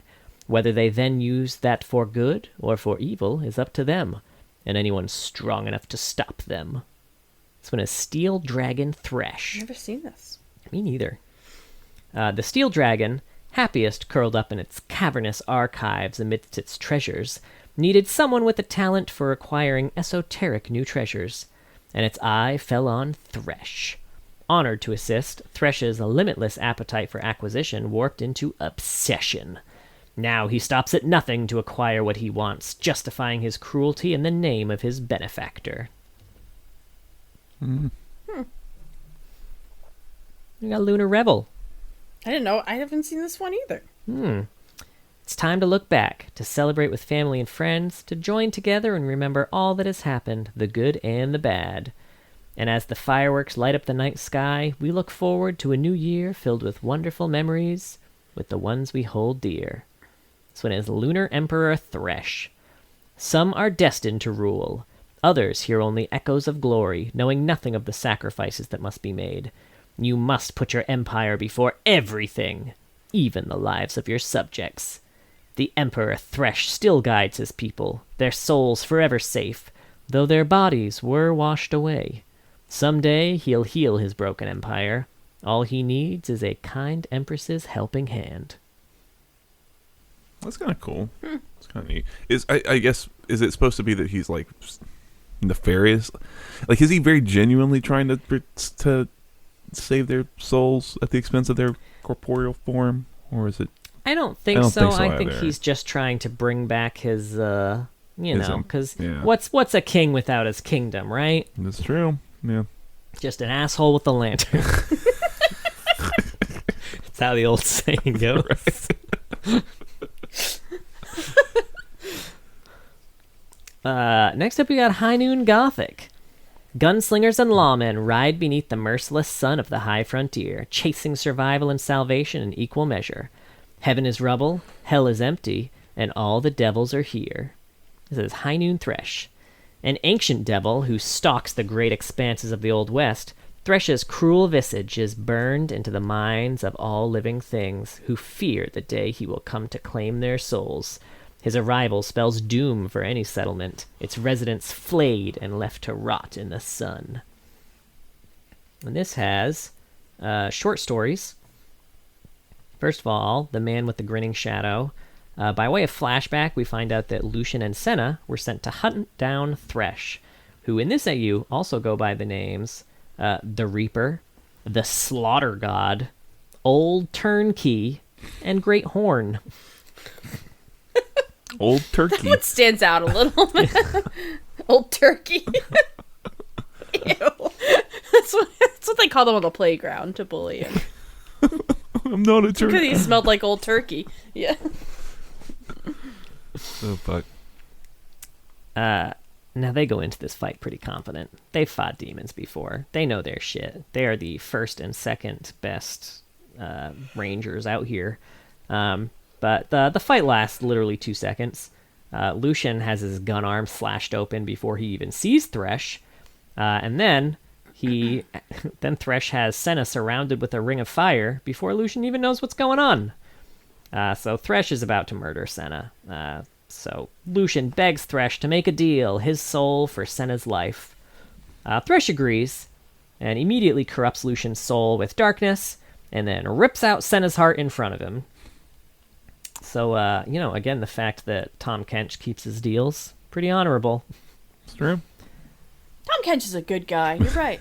Yeah. Real stand-up He's tough gentleman. but fair, right? except in ARAM. Yeah, that's true. He also shows up in With Hell Before Them. So this is the one about Ash hunting Hecarim, but she just kind of mentions in passing that the great cattle-skulled stalker of the old world, which I guess is another name that he can go by, has been prowling about this land since the time of the ancient progenitor deities. So in this AU, Thresh is super fucking old. He was here. It actually mentions specifically that he has been here longer than humans had language to call him anything. Yeah. Interesting. So he's been around for a while. Because we've had language for like 2 or 3 years or some shit. I don't know. I like at at least, least, yeah. yeah. There's also 2 cinematics for this. We have a new Devils in Town where Lucian and Thresh face off.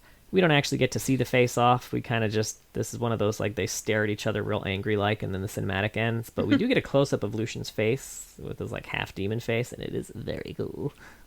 That's why it's only 20 seconds long or whatever. It's because they blew it all. That's what all the budget. They had like this whole 3-minute long. Well worth it.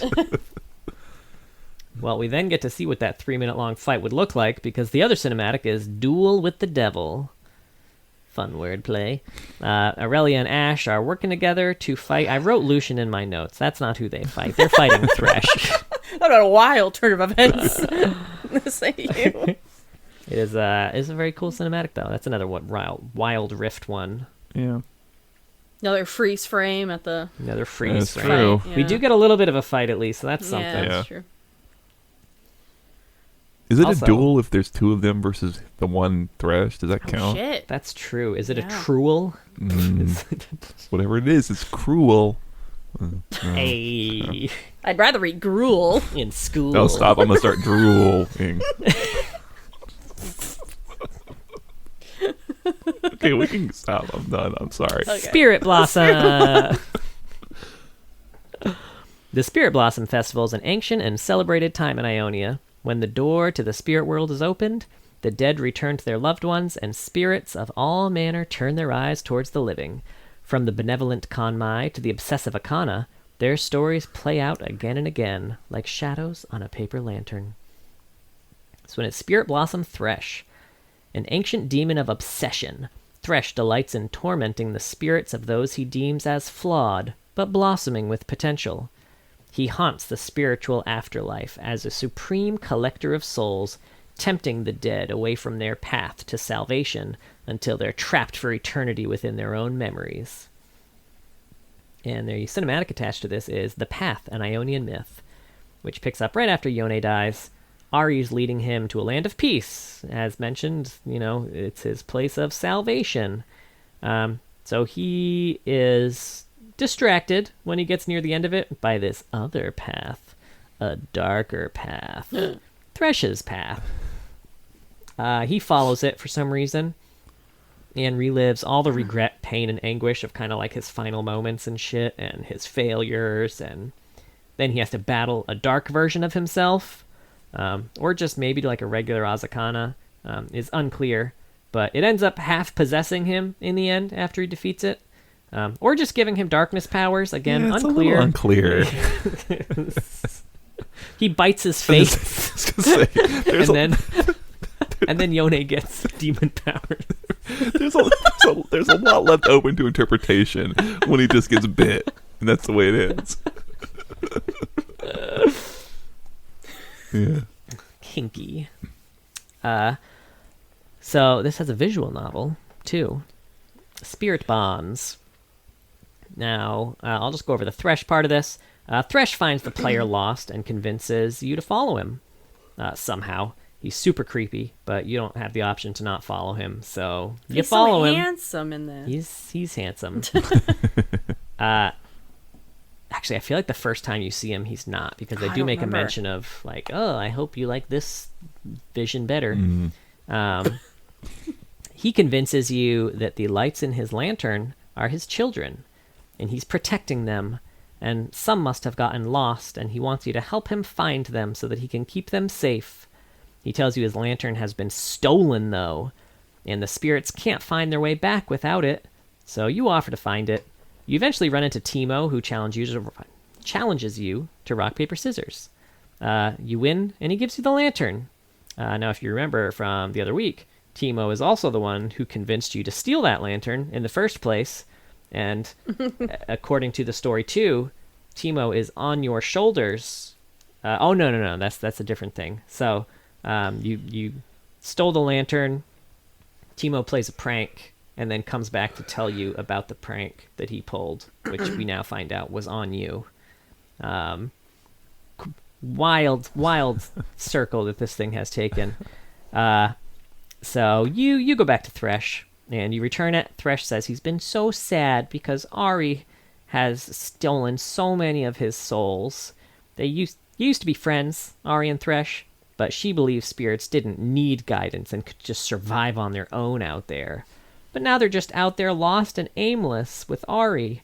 So he asks you to recover them from Ari and use his hook and lamp to capture them. So you make it to the grove where all the souls are chilling, and you toss a hook. You miss all of the souls, and a yellow question mark ping shows up above your head. On your second toss, though, you catch one.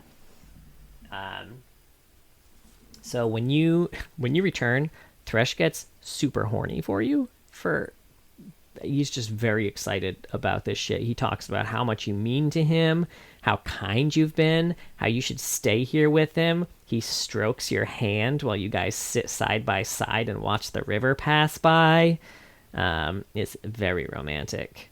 Though if you do the Ari quest, it also turns out that souls that end up with Thresh are just lost forever. Oops! Thresh, he has his part in this whole ecosystem. It's supposed to be like people follow Ari, but then some just kind of go on their own way and get lost, and then Thresh takes them, and that's cool. But meanwhile, what Thresh has been doing is just luring spirits away from Ari and then stealing them forever, and now just straight up coercing other people to hook spirits away from Ari. But yeah, so that's that, and you can romance him too, and he's like, John's fanning himself and making other sounds. I don't like his hand on in this skin. That's the hand that's caressing your hand, so imagine that. Does that help? Does that make it better or worse? Worse. Okay. That tracks. The thumb in particular is long. Got the old long thumb. Your thumb is so long. long. It's not thick. Anyway. Now that's a digit. So fun fact about this skin. Before the skin line's release, several quotes on Summoner's Rift would randomly be heard. And Spirit Blossom Thresh is the announcer teasing the release of Lilia and the Spirit Blossom skin line. They took your home, Lilia. Do not forget this loss. Let it course through you. And poor lost spirits beckoning to bloom. I've been waiting for you. I've been waiting for you. Also, Spirit Blossom Thresh had a quote towards Yone. And that was the first we heard of Yone. Yone hadn't been released yet. That's neat. I'm looking at that thumb, and I think the issue that you're having is that, normally a thumb goes like this, right? But his thumb goes like this. Angle. So I don't. Yeah, it's bad. Yeah. Oh, do you want to see it again, John? You need to I see want that to thumb. give you a Compare it visual. to your again, creepy. So Your like creepy thumb. it's so a it's normal supposed to thumb, do this. and then his thumb is doing like this type situation. This is good audio content, by the way. This is good so. audio It's really content good for audio sure. content. We're doing some It like thumb curves. stuff. It's not quite yours. doing I thumb see. I stuff. see. So it's like a weird this part is super long and then it kind of Yeah, see. Yeah. No good. No good. We're comparing thumbs over here. That's a bad thumb. It's a 1 out of 10 thumb right there. If you count the other one, then it's 2 out of 10. I guess. I like it. Is it 10 like feet? I know. I like got it. Do you want to do the fun facts, Sean? I'm gonna piss my pants. I just drank Because all the that joke was water. so funny. You're too funny. I can't take it. Fun fact. Okay. Thresh is voiced by Mark Oliver. Thresh used to start with 1 extra soul as an Easter egg if he was in the same game as Lucian, because it was Senna's soul. But this was removed in patch 9.2 in preparation for the release of Senna. Pretty cool. Yeah. Thresh is between 1,050 and 1,100 years old. Great. Old turkey indeed. After the events of Rise of the Sentinels, Thresh is now unbound from the Shadow Isles and is able to steal souls from anywhere across Runeterra. Thresh is one of 14 champions that have an ability to infinitely stack an effect. Thresh was the first champion released in 2013, and his base health at level 11 was also 2013. Fun. So dumb. I like how you put fun at the end. Like, see? These facts are that fun, does make Yeah, guys. guys. I get a lot of shit for these fun facts, but they're fun. They're fucking fun, though. Thresh was the first champion to cost 7,800 IP on the first week after release. Damn. Thresh and Urgot used to be the only champions classified as ranged tanks before having their roles changed again in 2013. Thresh has 3 different basic attack animations depending on how far away the target he's hitting is, as well as a special death animation if he's killed when death sentence is active. He gives like a real spiteful laugh at the target that he hit with it. Interesting. Thresh's dance references poi dancing. He swings his scythe and lantern, or if he has already thrown his lantern out, then he swings his scythe and the lantern's hook. Neat. So, 2 different dance animations, too. Also, this is just an unrelated fun fact to Thresh. I used to do poi, but with light sticks, not lanterns. Well, that's fun. Do it right Yeah. now on camera. Just, okay. Yeah, come on. I don't have Grab light those sticks. lights behind you. Start swinging. Dark Passage is the oldest ability that grants an allied displacement. It's the first time you could displace an ally with an ability. Damn, I didn't realize that. Potentially. Now, I don't know if the Like a Nivea wall, for example. I was gonna say, because I know you can Anivia wall people now. I don't know if the hitbox has changed on that or not, but Maybe it's like more intentional. yeah, intentional displacement effect. When you play Anivia, it's intentional. That's right. Get fucked. Old school death recap. Oh god, he's dying. I'm Oh, good. no. I'm good. I'm back. Thresh is gonna get you. Death recap, the old school one, used to read, "You have opened the box. Your prize, death." Thresh killed you. And finally, if Senna and Thresh are played on opposing teams, a quest will trigger. So this in-game quest consists of one killing the other, and if you do so, you will earn all of that champion's souls that they've accumulated so far. Damn, that's It's kind of huge. nuts. Is that active in ranked games? I don't think it's active in ranked. Okay, I can't be. right. Yeah, because that seems pretty impactful. Yeah, it'd be pretty. Yeah. Especially a late game. It's probably only for the first kill, not every kill. But Oh, no, yeah, still, yeah. Yeah. But what if the first kill's real late? Right. But yeah, those are my fun facts. They were so great Good and stuff. fun. Thank you. Well, any final Thresh thoughts? I like him. Yeah. Yeah.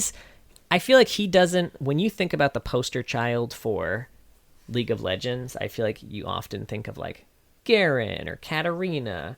And we mentioned in the Talia episode how we feel like through the lore, maybe they're trying to set her up to be more like this too. But like, really, Thresh is the poster child. He's been everywhere and done everything. Yeah. It's true. It's like you said. I like him as actual villain of Runeterra, and I especially like him more as he's depicted in that Unbound cinematic. Not like trying to take over the whole world with a big black mist, thing, whatever, fuck that.